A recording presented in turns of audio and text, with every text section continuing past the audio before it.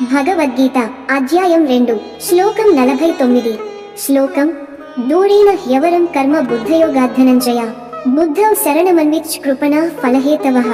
ఓ ధనంజయ, బుద్ధియోగం ద్వారా జరిగే కార్యం ఫలాపేక్షతో జరిగే కార్యంతో పోలిస్తే అత్యుత్తమం. ఫలాని కోసమే పని చేసేవారు కృపణులు, తక్కువ దృక్పథం గలవారు. అందుకే బుద్ధియోగాన్ని ఆశ్రయించు. తాత్విక వ్యాఖ్యానం. ఈ శ్లోకం మనల్ని చాలా లోతైన నిజానికి తీసుకెళ్తుంది.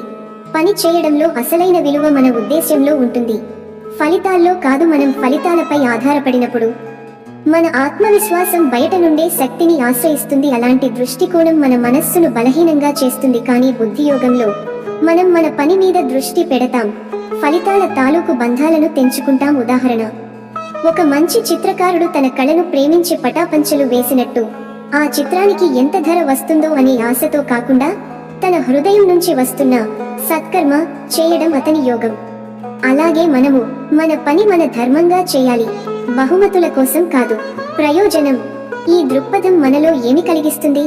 మన పనిపై స్థిరత, ఫలితాల పట్ల సమత్వం, అంతరాత్మకి శాంతి, మనిషిగా బలమైన ఆత్మబలం. ఈ శ్లోకం మనకు చెప్తోంది, పని చేస్తూ ఉండు, కానీ ఫలితానికి బానిస కావద్దు. బుద్ధిని ఆశ్రయించు, అది నీకు శాంతినిచ్చే మార్గం. కామెంట్లలో మీ అభిప్రాయాన్ని చెప్పండి, లైక్ చేయండి. ఈ తాత్విక సందేశాన్ని మీ మిత్రులతో షేర్ చేసుకోండి. తదుపరి శ్లోకానికి ఛానల్ సబ్స్క్రైబ్ చేయండి. ధన్యవాదములు. జై శ్రీకృష్ణ.